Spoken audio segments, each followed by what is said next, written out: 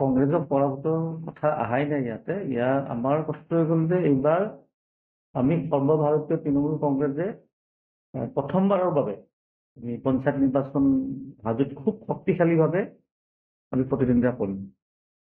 প্ৰতিটো দলে নিজৰ নিজৰ প্ৰাৰ্থী পক্ষে কৰিবই। কেনেকে শক্তিশালী আপোনালোকৰ তৃণমূল কংগ্ৰেছ কেনেকে শক্তিশালী বুলি ভাবে অসমৰ যদি 126টা সমষ্টিৰ ভিতৰত চাব যায় ক'ত তৃণমূল কংগ্ৰেছৰ শক্তিশালী সংগঠন আছে বা আছিল বা থাকিব, একমাত্ৰ হাজো সমষ্টিৰ নাম আহে এইকাৰণে যে ইয়াত 2011 চনত দীপেন পাঠক তৃণমূল কংগ্ৰেছৰ বিধায়ক আৰু তেখেতে পৰাজয় কৰিছিলে কিৰিট চলিহাৰ নিচিনা এগৰাকী খুব শক্তিশালী সাংসদক, যিগৰাকী সাংসদে প্ৰয়াত ভূপেন হাজৰিকা পৰাজয় কৰিছিলে। সেইফালৰ পৰা ধৰি লওক তৃণমূল কংগ্ৰেছৰ ইয়াতে আগতো এটা শক্তিশালী সংগঠন আছে। আমাৰ এইবাৰ পঞ্চায়ত নিৰ্বাচনত হাজো শুৱালকুছি যিটো সমষ্টি 4টা জিলা পৰিষদ, 2 নং পঞ্চতীৰ্থ, 1 নং, 3 নং আৰু শুৱালকুছি, আমাৰ 4টাতে আমাৰ দলীয় প্ৰাৰ্থী থাকিব।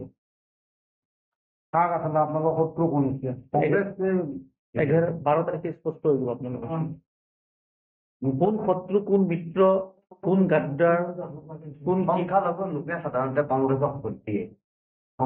এইবাৰ আপোনালোকক কিয় দিব বুলি ভাবে আপুনি? 12 তাৰিখে মই ধুনীয়াকৈ আপোনালোকক সংবাদ মেল এটা দিম। শত্ৰু, মিত্ৰ, গাদ্দাৰ, কিনা বেচা এইবিলাক চব আপোনালোক দেখিবলৈ পাব। কোনো পধ্যে নহয়। পঞ্চায়ত নিৰ্বাচনটো কৰ্মী নিৰ্বাচন। কৰ্মী নিৰ্বাচনত মিত্ৰতা কৰিব হলে কৰ্মী বঞ্চিত হ'ব। তাৰ লগত মিত্ৰতা নহয় বুলি কয়। কৰ্মীৰ যদি মিত্ৰতা কৰিব যায় যোগ্য কৰ্মী বঞ্চিত হ'ব। হাজোত আমাৰ তৃণমূল কংগ্ৰেছতো শক্তিশালী সংগঠন আছেই। আহি গ'ল কাৰ শক্তি বেছি কাৰ শক্তি কম, আপোনালোকে ফলাফললৈ ৰখিবই নালাগে, 12 তাৰিখলৈ ৰখক। আপোনাৰ কাষতে এতিয়া থিয় হ'ব। অকল এগৰাকী প্ৰাৰ্থী নহয়, তোমাৰ 3 নং যিটো মোৰ গৃহ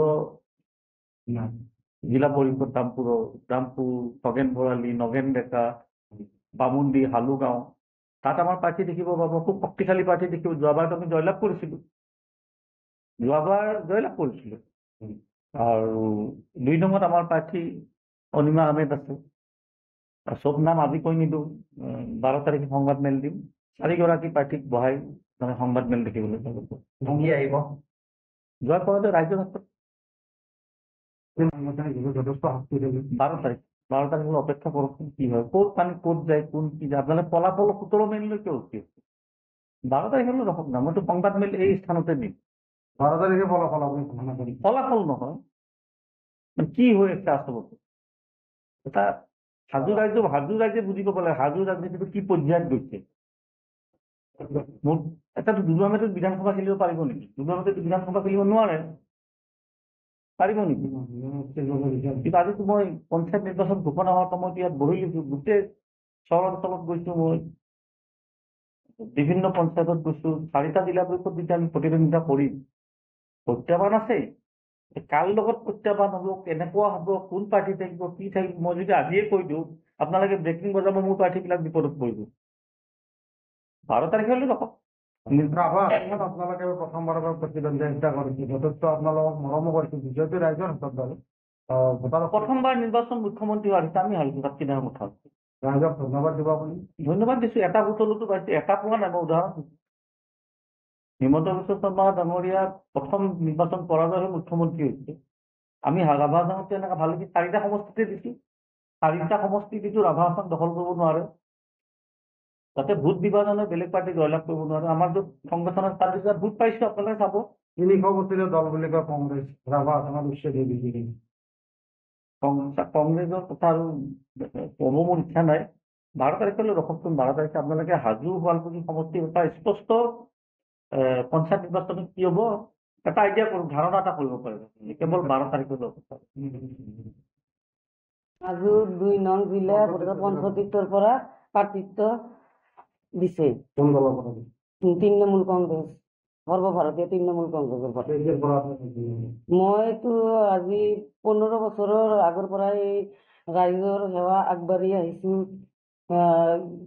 এতিয়া মই মমতা বেনাৰ্জীৰ হৈ নিৰ্বাচন খেলিব মন কৰিছো। কংগ্ৰেছ যথেষ্ট নাই, কংগ্ৰেছত কাম নাই কিয় কাম নাই? নাই মই আচলতে মই 15 বছৰ কংগ্ৰেছে কৰিলো, তাতে মই একো ভাল একো দেখা নাই। যথেষ্ট কাম কৰা বুলি তেওঁলোকে কৈছে। নাই ক'ত যথেষ্ট কাম কৰিছে, ময়ে নিজে একজন কংগ্ৰেছৰ লিডাৰ আছিলো 15 বছৰে। কাম নাই কি? কাম নাই কাম নাই। প্ৰাৰ্থীগৰাকী যথেষ্ট ঘূৰি আছে, ৰাইজৰ মাজত সোমাই আছে, যথেষ্ট আছে। এইটো ঘূৰি আছে, ঘূৰি থাকক কৰিব। আমাৰ বঙালপাৰা পঞ্চায়তে খালি লাগি আছে, ক'তো আৰু শুনা নাই যে খালি বঙালপাৰাতে লাগি আছে, হৈনাদীতো দেখা নাই, বৰ্ণিতো দেখা নাই, ক'তো দেখা নাই, খালি আমাৰ বঙালপাৰা চহৰতে তেখেতক দেখা পায়। কিন্তু তাৰ পৰা ভোটটো বেছি পাইছে, আপুনি জিতি যাব নে আপুনি তেখেতক ভোট ভাঙাৰ কাৰণে যে নিৰ্বাচন কৰিছে? এইটোতো সম্ভৱেই নহয়। এটি বঙালপাৰা ভোট লৈ খালি জিতিব, এইটো সম্ভৱেই নহয়। বোলে হ'লে জনপ্ৰিয়তা যথেষ্ট আছে। আছে, এতিয়াও আছে, তেখেতৰ জনপ্ৰিয়তা আগৰ পৰা আছে আৰু এতিয়াও তাৰ আছে। গুলাম আহমেদৰ। নিৰ্বাচনত তেওঁ যথেষ্ট ভোট পাইছিল সেই অঞ্চলৰ পৰা। এই ভোট আপুনি পাব বুলি ভাবেনে? আশাবাদী হয়।